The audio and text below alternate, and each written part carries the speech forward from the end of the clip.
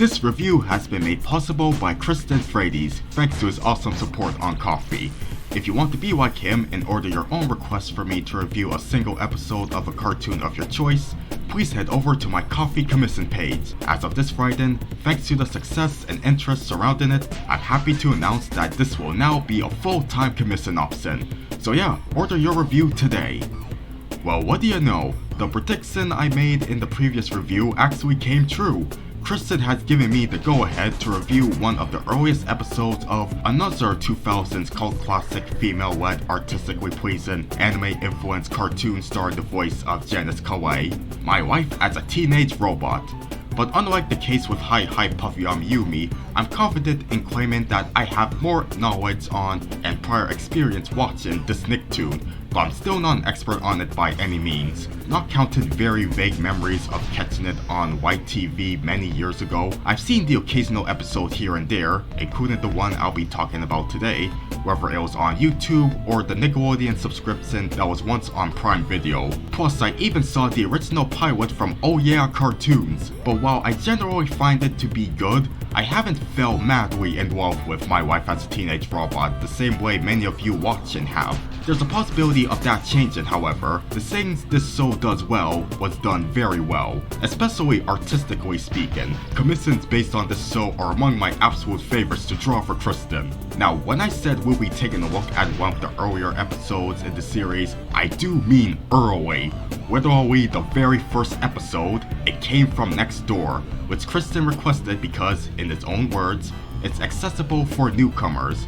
Such accessibility is a key ingredient to a great pilot. Not every first episode has to involve a protagonist meeting another protagonist for the first time, nor do every major character have to be present, but what's most important is how it establishes the series' tone, style, setting, character personalities, and central plot. It should be done in a way that not only piques your interest in seeing more done with this unique concept, but it can also work like a standalone short similar to the many one-shots during the golden age of animation. Like I mentioned in my video about buy one get one free, the shorts made under Fred Seibert's pilot programs were often made with this mindset.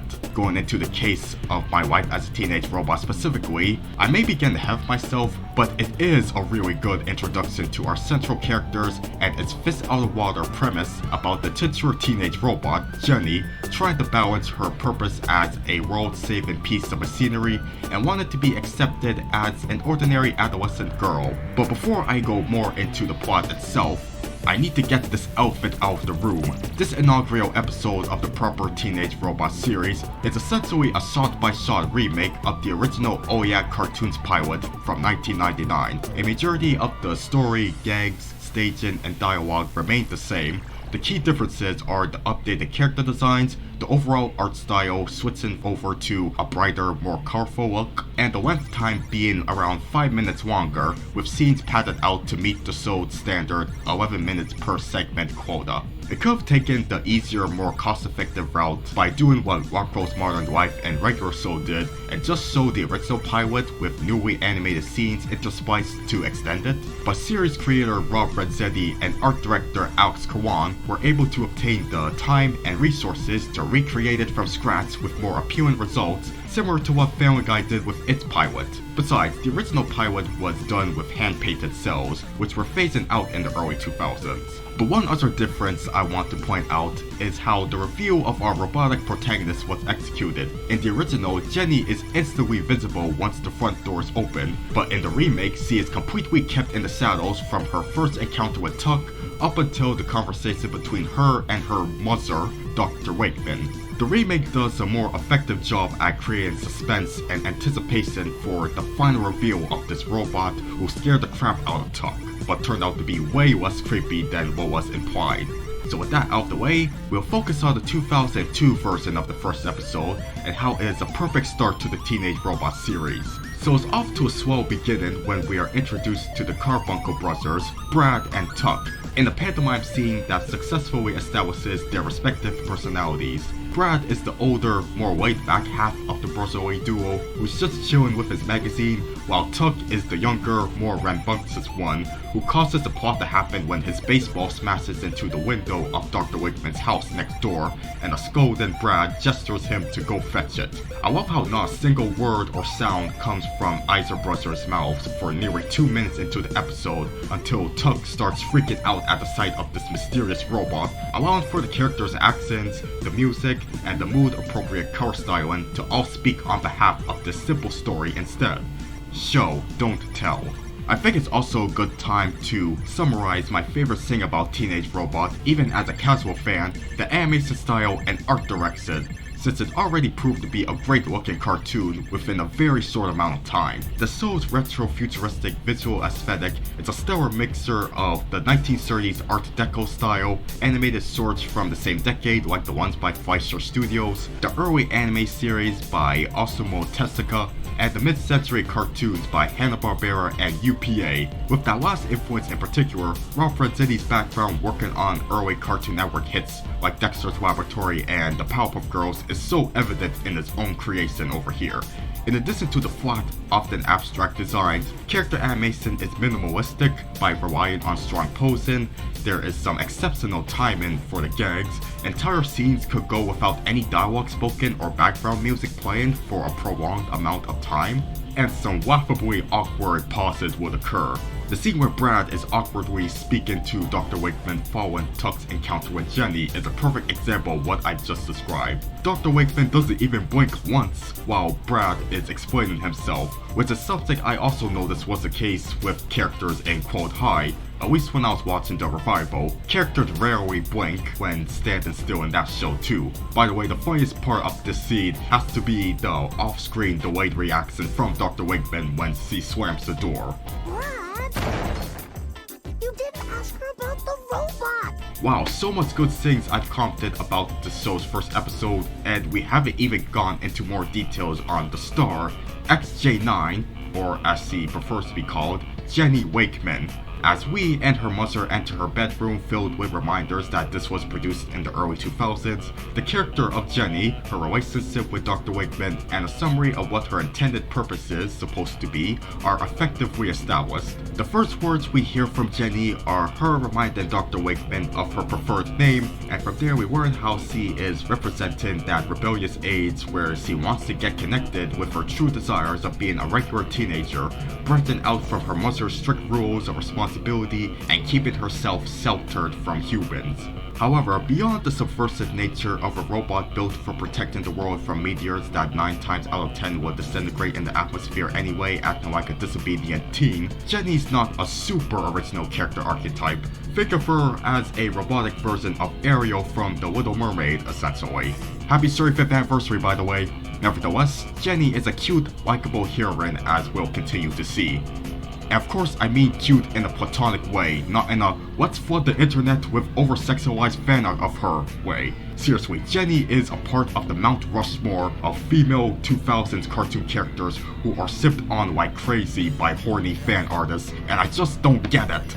Oh well, moving on. So right after Jenny's proper introduction as a character, she and Brad get acquainted with each other after the latter saw that his little brother wasn't kidding about the so-called evil robot cyborg he found earlier, and they instantly bond through their fascination with one another's differences, even if this friendship could be, quote, unplugged by Dr. Wakeman. The two begin to hang out anyway, along with Tuck, whom I love how distrusting he is of Jenny. You'd think a kid his age would be as fascinated with the robot as his older brother, but I guess he's seen enough B-movies about robots taking over the world to think twice before befriending one. The montage of Jenny hanging out with her new friends is an amusing showcase of gags involving her robotic nature, and in particular I must note this moment with this Manson-looking ice cream man. Like, what the hell is his deal? It reminds me of that one Dexter's Lab episode with the ice cream man who has a personal grudge against Dexter. I also love the gag with Jenny basically doing a variant of scraping away your unappetizing dinner off your plate in a way that gives off the illusion that you're actually eating it. But the dilly-dallying ends once Jenny gets the alert to stop an incoming meteor whose mass increased by a hacky sack within 5 minutes. This D-class dingus destroys the Earth, Mom will dismantle me. Probably not, Jenny, because he'd be destroyed alongside the Earth, unless he has some plan to evacuate the planet once the meteor gets closer to hitting it. As the climax ensues, we see that Jenny, despite feeling like it's a burden, is quite competent in using the many gadgets built in her to obliterate the meteor into pieces. Reminiscent of a good action sequence in the Powerpuff Girls, this is another engaging scene where the artistry, music, and sound speak for themselves. What's particularly noteworthy is the bold color design, which is another admirable thing about the series' art style beyond the trash bin sip.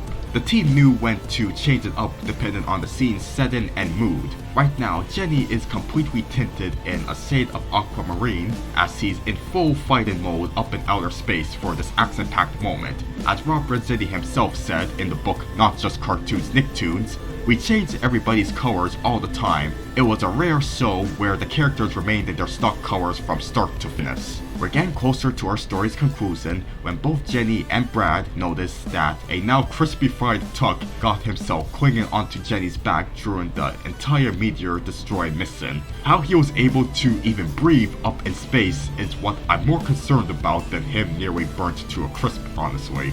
And just when you think Brad is starting to side with his little brother about the robot being dangerous, in actuality, Tuck is truly amazed by Jenny's kick-assery, and now on good terms with his mechanical neighbor, even if it meant Jenny disobeyed Dr. Wakeman's orders.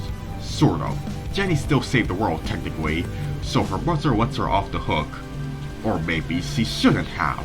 And with a sort of cliffhanger like that, we got a good indication that there is more in store with Jenny. My Wife as a Teenage Robot would go on for a total of 3 seasons, consisting of 72 segments, 2 half-hour specials, and an hour-long TV movie. But that's not all. 20 years after the show's American premiere, Ralph Renzetti, Alex Kawan, and Steve and Joe from Blue's Clues, damn it, Wikipedia, began putting out a semi-regular newsletter containing a newly written storyline known as Alternaversity, continuing where the TV series left off. At the time of this writing, 22 chapters were published, and you can read them over at Rob's website archive and subscribe to the newsletter to catch the latest chapter. I skimmed through random chapters of the story while working on this review, and it seems like something I could get myself invested in had I watched more episodes of the series to better grasp and comprehend what's being told. And I might as well do so in the future, because rewatching the episode that started it all has created a spark of interest in becoming more appreciative of Teenage Robot as a series. Watching It Came From Next Door for this review marked the first time I saw a full episode of My Life as a Teenage Robot in approximately 5 years, and despite currently being a casual fan of the show as a whole, I can't deny that this is a perfect pilot on par with the ones for cartoons that I love way more, like SpongeBob, Dexter's Lab, Ren and Stimpy, and Billy and Mandy. Within 11 minutes, it effectively established the core elements of what the show is all about in a way that is simple to understand without a trace of being overwhelming. And yeah, even though I've seen other episodes aside from this one like I mentioned earlier, I'm feeling what a complete newcomer would feel and craving to watch more adventures with Jenny and everyone else in Trevorton. So Kristen, if you're watching this video, I thank you for giving me this chance to rewatch the first episode of what I can safely assume is your favorite Nicktoon of all time. I hope you and all the other Teenage Robot fans watching this review appreciate it. Let me know in the comments whether or not you agree that It Came From Next Door was a perfect start to My Life as a Teenage Robot. Also, feel free to share your favorite episodes of the show and give me recommendations on which one I should check out next, assuming I won't just go and watch everything chronologically. And as always, please remember to like this video if you enjoyed it, subscribe for more reviews like this, and to help me reach 10,000 subs, hit the bell so you won't miss them, and leave a robot emoji in the comments to confirm that you watched this until the very end. Thanks for watching and take care.